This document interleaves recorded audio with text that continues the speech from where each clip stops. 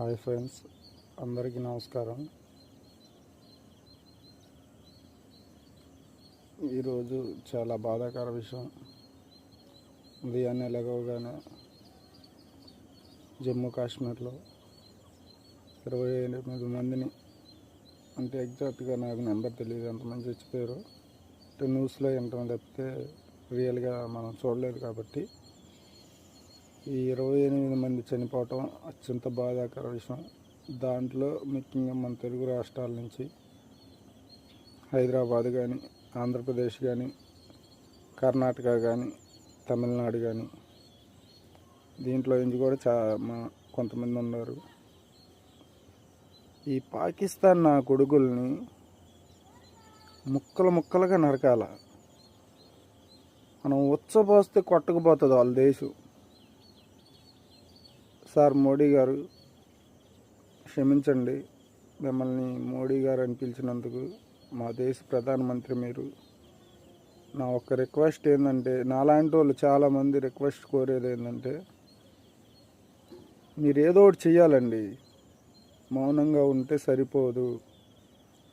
ఎల్లకాలం మౌనంగా గాంధీ దాన్ని పాటిస్తా ఒక చెంప మీద కొడితే రెండో చెంప చూపిస్తాం, ఎల్లకాలం పనికిరాదు. అది ఒకప్పుడు మాట. ఇప్పుడు ఒక చెంప మీద కొడితే వాళ్ళ 2 చెంపలు వాయిస్తూనే ఇప్పుడున్న మాట. ఎంత బాధాకరమైన విషయం అండి. భార్య ముందే భర్తని, కొడుకు ముందే తండ్రిని గొడ్డలిప్పి, వాడు హిందువా ముస్లిమా అని చూసి మరి వాడి ప్యాంట్ ఇప్పేసి వాడి అంగాన్ని చూసి, వీడు హిందూ అయితే వీడికి కట్ చేసి ఉండదు, వీడు ముస్లిం అయితే కట్ చేసి ఉంటుంది.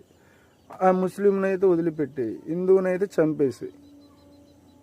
అసలు ఎంత దారుణం అంటే ఇది అత్యంత దారుణమైన విషయం అండి. అసలు ఏడుపు వస్తుంది.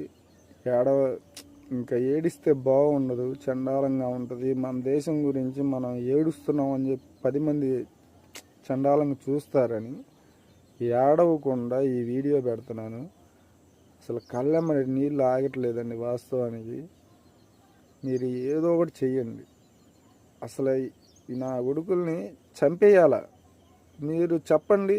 మీరు ఒక్క మాట చెప్తే దేశంలో నాలాంటి సైనికులు, మన ఇండియాలో ఉన్న బార్డర్లో ఉన్న సైనికులతో సంబంధం లేకుండా నాలాంటి సైనికులు ఇండియాలో ఉన్న వాళ్ళు కొన్ని కోట్ల మంది ఉన్నారు.